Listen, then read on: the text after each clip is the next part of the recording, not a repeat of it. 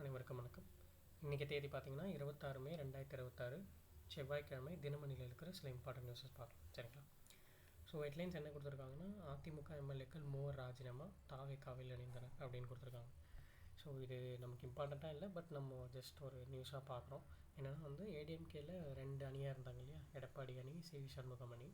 So அங்கே வந்து 25 பேர் இருந்தாங்க, இங்கே 22 பேர் இருந்தாங்க இல்லையா. ஸோ இப்போ என்ன ஆயிடுச்சுன்னா, சிவி சண்முகம் அணியில், அதாவது எஸ்பி வேலுமணி அணியில் இருந்த 25 எம்எல்ஏக்கள் ஒரு 3 எம்எல்ஏக்கள், ஓகேவா, 3 எம்எல்ஏக்கள் வந்து ராஜினாமா பண்ணிட்டாங்க, சரியா? அவங்க யார் யாருன்னு பார்க்குறீங்கன்னா, மதுராந்தகம், அப்புறம் தாராபுரம், அப்புறம் பெருந்துறை, இந்த 3 தொகுதியை சேர்ந்த எம்எல்ஏக்கள் ராஜினாமா பண்ணிவிட்டு தாவேகா கட்சியில் இணைஞ்சிட்டாங்க, சரியா? ஸோ இவங்களுடைய ராஜினாமா கடிதமும் ஏற்கப்பட்டிருக்கு. இப்போ அந்த கவுண்ட் வந்து 22 ஆகிடுச்சு இல்லையா. அதே மாதிரி அங்கேருந்து ஒரு 5 எம்எல்ஏக்கள் எடப்பாடி அணிக்கு ஜம்ப் ஆகிட்டாங்க. ஓகே, நாங்கள் எடப்பாடி அணிக்கே வந்துடுறோம் அப்படின்னு சொல்லிட்டு. ஸோ அவங்களோட கவுண்ட் இப்போ 17 ஆகிடுச்சு. எடப்பாடி அவர்களுடைய கவுண்ட் வந்து இப்போ பார்த்திங்கன்னா 27 ஆகிடுச்சு, ஓகேவா? ஸோ இப்போதைக்கு இதனால் என்ன நடக்க போகுதுன்னு தெரியல. ஏன்னா இப்போது ஆல்ரெடி ஒரு தொகுதி காலியாக இருந்தது, திருச்சி கிழக்கு. இப்போது இன்னும் 3 தொகுதிகள், மொத்தம் 4 தொகுதிகளுக்கு இப்போது காலின்னு இனிமேல் எலெக்ஷன் கமிஷன் அறிவிப்பாங்க. அதுக்கு ரீஎலெக்ஷன் பண்ணுவாங்க, ஓகே.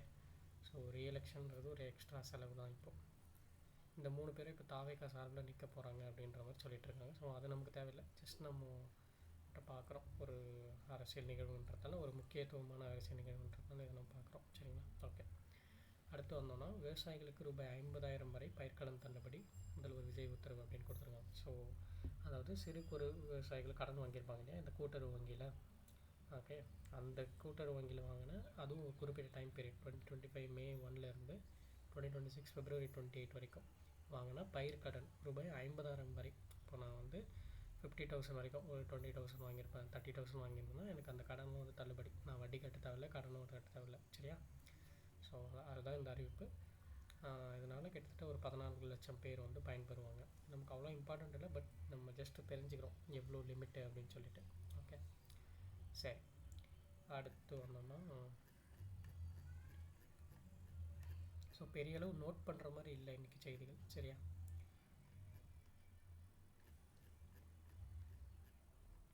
ஸோ இன்றைக்கி எடிட்டோரியலில் வந்து பார்த்திங்கன்னா, அனல் மேல் மெழுகானம் அப்படின்ற மாதிரி வெப்பத்தை பற்றி கொடுத்துருக்காங்க.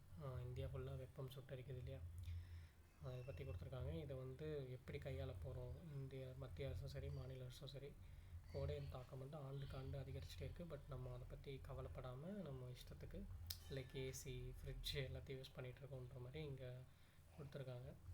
ஓகே, ஜஸ்ட் ஒரு டைம் ரீட் பண்ணி பாருங்கள், உங்களுக்கு ஒரு சின்ன ஐடியா கிடைக்கும். கிட்டத்தட்ட 40லேருந்து 43 டிகிரி செல்சியஸ் வரைக்கும் இப்போது போயிட்டு இருக்குது. முன்னெல்லாம் பார்த்திங்கன்னா 37, 38, 40 கிட்ட இருக்கும். இப்போ 40 தாண்டி 43, 44 போயிடுச்சு இல்லையா. ஸோ அதான் இங்கே கொடுத்துருக்காங்க. ஓகே, அடுத்து வந்தோம்னா,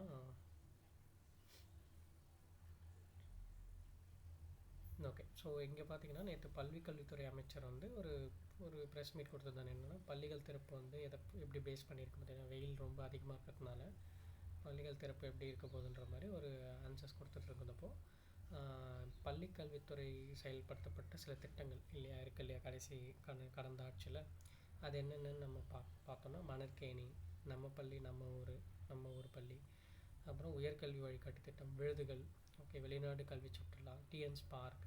ஸோ இது மாதிரி நிறைய திட்டம் இருந்துச்சு இல்லையா. அதெல்லாம் ஒரு வாட்டி ரிவைஸ் பண்ணிக்கோங்க என்ன ஏதுன்னு பார்த்து, சரியா?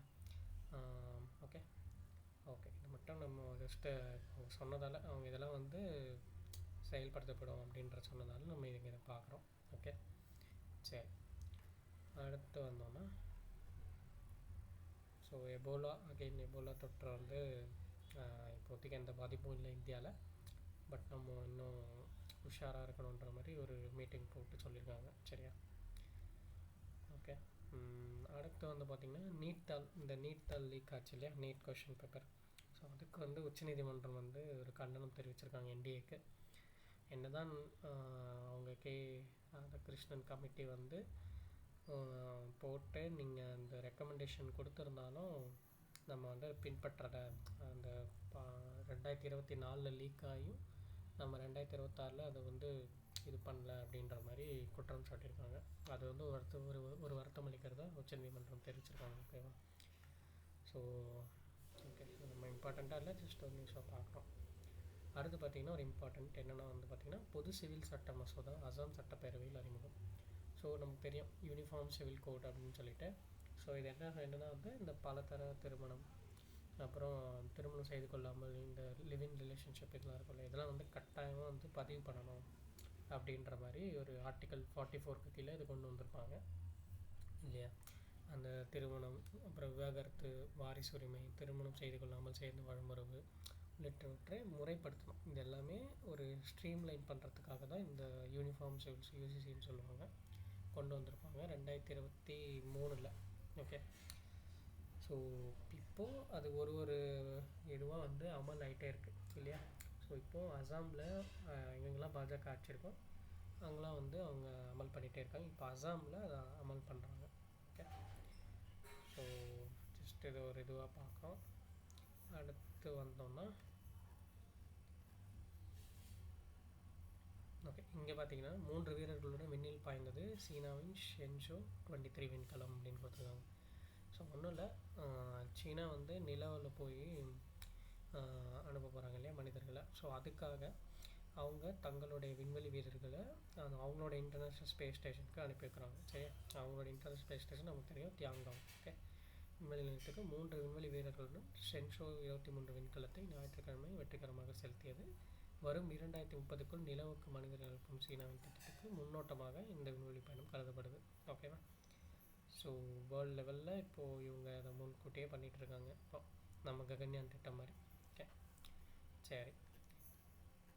ஸோ கடைசியாக பார்த்தோன்னா பத்ம விருதுகள் அவங்களோட நேம்ஸ் மட்டும் இங்கே ஹைலைட் பண்ணியிருக்காங்க, அதை மட்டும் நோட் பண்ணிக்கோங்க. யார் யார் என்னென்ன எதுக்கு வாங்கினா. ஓகே, சரியா. ஸோ அது நமக்கு ரொம்ப இம்பார்ட்டண்ட். அவ்வளோதான் நினைக்கிறது முக்கியமான செய்திகள். 4 செய்திகள் சந்திக்கலாம். தேங்க்யூ.